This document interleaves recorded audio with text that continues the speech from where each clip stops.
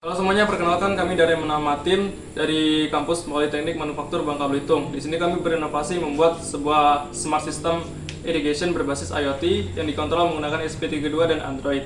Latar belakang pembuatan sistem ini adalah banyaknya kasus penyiraman manual yang ada di sekitar kita, yang dimana itu sangat buang-buang waktu dan juga tenaga, bahkan bisa merusak tanaman karena tidak sesuai dengan porsinya. Nah, di sini kami membuat terobosan untuk membuat sebuah sistem aplikasi, sebuah sistem penyiraman otomatis yang bisa dikontrol melalui aplikasi Android.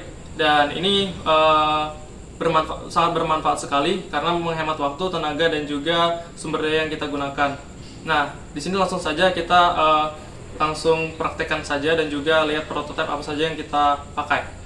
Sistem kami ini menggunakan konsep IoT atau Internet of Things, di mana setiap komponennya saling berkomunikasi melalui internet. Nah, untuk kerjanya, pertama ada sensor soil mensur, di mana itu sensor kelembapan tanah untuk membaca nilai dari kelembapan tanah. Selanjutnya ada sensor DHT22, yang itu fungsinya untuk monitoring atau mengatur nilai suhu dan udara dan kelembapan udara untuk mengambil nilai tersebut ditampilkan ke database. Nah, selanjutnya ada LCD 20x4, yaitu untuk menampilkan nilai yang kita ambil dari sensor itu ke LCD-nya sehingga kita bisa monitoring. Selanjutnya ada RTC, yaitu fungsinya untuk mengambil jam secara real time, jam, waktu, menit, detik, tahun, dan sebagainya. Selanjutnya ada Potensio, itu untuk mengatur settingannya, untuk mengubah settingan ambang batas di mode otomatis nanti atau mode jadwal nanti. Selanjutnya ada tombol, itu sebagai settingan, dan LED dan buzzer itu sebagai indikatornya.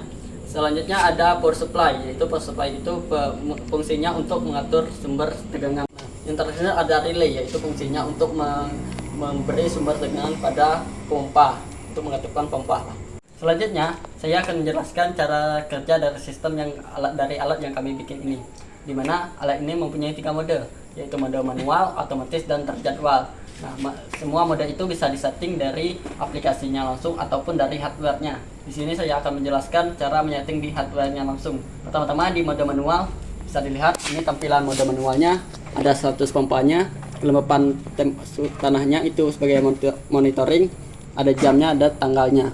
Nah, di sini untuk tombol on untuk mengaktifkan pompa, dan di sini untuk meng-off-kan pompa. Pertama kita akan on-nya pompanya. Nah, pompa hidup dan airnya akan keluar. Nah, selanjutnya kita matikan. Nah, pompa akan mati. Seperti itu mode manual. Selain di hardware-nya, bisa langsung dari aplikasinya langsung nanti. Nah, selanjutnya kita pindah ke mode otomatis. Ini untuk pindahan modenya. Kita klik, nah dia akan berubah ke mode otomatis. Tampilan otomatis ini ada sensor kelembapan temperatur, ada humidity atau kelembapan udara, ada kelembapan tanah, ada status pompa, dan jam dan tanggalnya. Di sini pertama kita atur settingan pompanya dulu. Nah, ini misalnya untuk suhunya kita setting di bawah 30 derajat. Kita atur 27, humidity-nya kita atur 54. Nah, status on-nya ini dari sensor dan kelembapan tanahnya, mau on dari ketika sensornya di bawah berapa. Kita atur di bawah 40% misalnya. Nah, ini 40. Dan off-nya ini kelembapan tanahnya ketika mencapai berapa persen dia akan off. Misalnya kita setting ke 670. Nah, jadi ini konsep kerjanya. Jika kelembapan tanahnya dikurang dari 44%, dia akan mengaktifkan pompa. Sedangkan ketika nilai kelembapan tanahnya sudah mencapai 70%, dia akan off. Nah, fungsi dari suhu dan kelembapan udara ini sebagai pendukung. Misalnya ketika ke pompa on dan belum mencapai nilai off, tetapi udara sudah panas, maka dia akan mempercepat si sensor kelembapannya untuk menge-off-kannya. Kita setting, kita set, kita tunggu. Nah, sensor akan on. Nah, karena di bawah tadi yang kita atur 40 berapa tadi, dia akan on. Sudah. Ini sensornya terbaca 11%. Dan pompanya on, kita siram ke sensornya. Siram sensornya. Nah, ketika sudah mencapai nilai tertentu, yaitu kita setting tadi ke nilainya 74, dia akan off. Nah, sekarang nilainya sudah turun 67. Selanjutnya saya akan menjelaskan mode yang terakhir, yaitu mode terjadwal. Kita set. Nah, ini mode terjadwal. Ada 3 jadwal yang bisa kita inputkan ke sini. Di mana jadwal defaultnya itu jam setengah 8 dan jam setengah 5. Jadwal 3-nya tidak saya setting. Ini menjelaskan settingan jadwal 1 ketika kita mau nyeting, dan ini lama hidupnya berapa menit. Ada 5, itu berarti 5 menit. Ini tampilannya. Kita setting dulu ke jadwalnya. Sekarang jam 19.55 kita atur dulu. Nah, jamnya tadi jam 19. Menitnya tadi 55, kita atur ke 57 aja. 5. Oke, 57. Dan lama hidupnya kita atur 1 menit aja. Nah, 1 menit. Setelah itu kita set. Tunggu, dia akan mengeset.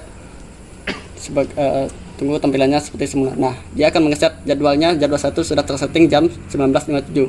Sekarang jam 19.56. Ini lama hidupnya, settingan 1 itu lama hidupnya 1 menit, akan tampil sini. Nah, saya tunggu 1 menit itu. Kita tunggu berapa menit lagi. Nah, ketika sudah menunjukkan jadwal jam dan jadwal sama, maka pompa akan hidup. Bisa lihat, pompa akan hidup selama 1 menit. Nah, bisa lihat ini jadwalnya sudah 58 jamnya, sudah melebihi dari jadwalnya yaitu 57. Maka secara otomatis pompanya akan off. Bisa dilihat. Nah, begitupun untuk jadwal 2 dan jadwal 3-nya bisa kita setting. Itulah 3 mode yang kita buat untuk mengatur penyiraman secara otomatis ataupun manual. Itu bisa dipilih sesuai kebutuhan. Nanti selain di settingan dari hardware-nya, bisa juga disetting melewat aplikasi menggunakan database Firebase. Nanti akan dijelaskan oleh teman saya selanjutnya. Terima kasih. Baik, saya akan menjelaskan cara kerja sistem penyiraman otomatis ini menggunakan aplikasi Android yang kami buat menggunakan bahasa utama yaitu Java, dan juga database-nya adalah Firebase. Di sini kami menggunakan Android Studio untuk membuat aplikasinya. Seperti yang bisa kita lihat, ada 3 menu yang sudah saya buat sebelumnya dan juga dijelaskan oleh teman saya menggunakan hardware tadi. Di sini ada menu manual, auto, dan juga jadwal. Di sini aplikasi ini kelebihannya adalah bisa monitoring data secara real time melalui sensor dan juga alat-alat yang sudah dijelaskan teman saya tadi. Nah, di sini kita bisa lihat ada soil moisture untuk kelembapan, dan temperatur untuk suhu, dan juga air humidity. Nah, di sini ada satu tombol khusus untuk switch button di menu manual untuk menyalakan dan juga mematikan pompanya. Nah, di sini juga bisa kita lihat perubahan pada aplikasinya. Seperti jika saya menyalakan pompanya, maka mode manual ini akan mendeteksi perubahan dan juga pompanya akan menyala. Nah, jika saya matikan secara real time, database-nya juga mematikan pompanya secara otomatis. Di sini juga ada menu auto yang bisa kita lihat di sini. Kita bisa setting ambang batas mati dan juga menyalanya secara otomatis. Di menu manual, di menu jadwal, kita juga bisa setting nih jadwal yang kita mau. Misalkan kita mau setting jadwal 1 berdasarkan jam dan juga menit. Nah, misalkan kita taruh misalkan di sini jam 12:53 misalnya. Nah, di sini kita bisa pilih berapa lama penyiraman itu menyala gitu.